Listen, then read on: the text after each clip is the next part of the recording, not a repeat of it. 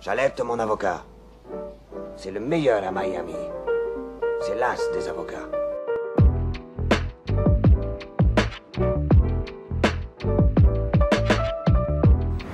Je vais vous présenter le thème suivant, contrôle de police, quels sont vos droits? Et ça reprend un petit peu ce que j'ai dit sur la vidéo, notamment sur la garde à vue et la simplification de la procédure pénale, c'est que le contrôle d'identité est encadré dans des règles extrêmement précises. Je vais quand même rappeler une chose hyper importante, c'est qu'on ne peut pas s'opposer à un contrôle d'identité, autrement c'est de la rébellion. Vous pouvez très bien discuter effectivement avec l'officier, le policier, l'APJ ou l'OPJ, mais vous ne le contestez pas, autrement c'est de la rébellion.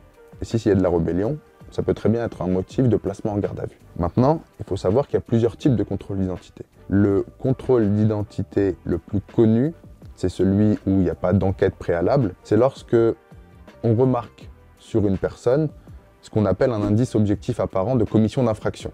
Autrement dit, c'est tout con, c'est on vous retrouve soit avec un couteau, où là on suspecte la commission d'une infraction, du sang, peu importe, n'importe quoi qui permettrait à l'OPJ ou à l'APJ de considérer qu'il y a eu commission d'infraction, là il est autorisé à vous contrôler. L'agent de police judiciaire ne peut pas vous contrôler seul, il doit le faire en la présence d'un officier de police judiciaire ou avec l'autorisation de l'officier de police judiciaire. S'il ne suspecte pas la commission d'une infraction avec un indice objectif apparent, c'est les termes juridiques, il n'a pas le droit de vous contrôler.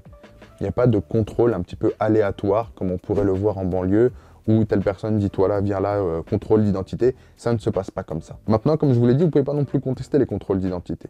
Donc le contrôle d'identité, il se conteste exclusivement avec l'avocat si jamais il y a une suite au contrôle d'identité. Si par la suite vous êtes envoyé en garde à vue, puis envoyé devant la justice. C'est à partir de ce moment-là que l'on peut contester le contrôle d'identité. Et comme je vous l'ai dit, si on conteste le contrôle d'identité, on peut très bien faire annuler les suites de la procédure, parce qu'il y aura une nullité. Maintenant, il y a d'autres contrôles. C'est qu'il peut y avoir aussi un contrôle diligenté par le procureur de la République. Il peut aussi y avoir des contrôles qu'on appelle des contrôles Schengen, autrement dit dans les aéroports, dans les gares. Il y a plein de types de contrôles différents, mais le principal, celui que vous devez garder à l'esprit, et c'est celui que l'on rencontre le plus dans les banlieues, c'est le contrôle d'identité, le premier, qui est fondé sur un indice objectif apparent. Si le policier n'a aucun motif de vous contrôler, s'il n'y a pas d'indice objectif apparent, il n'a pas le droit de le faire.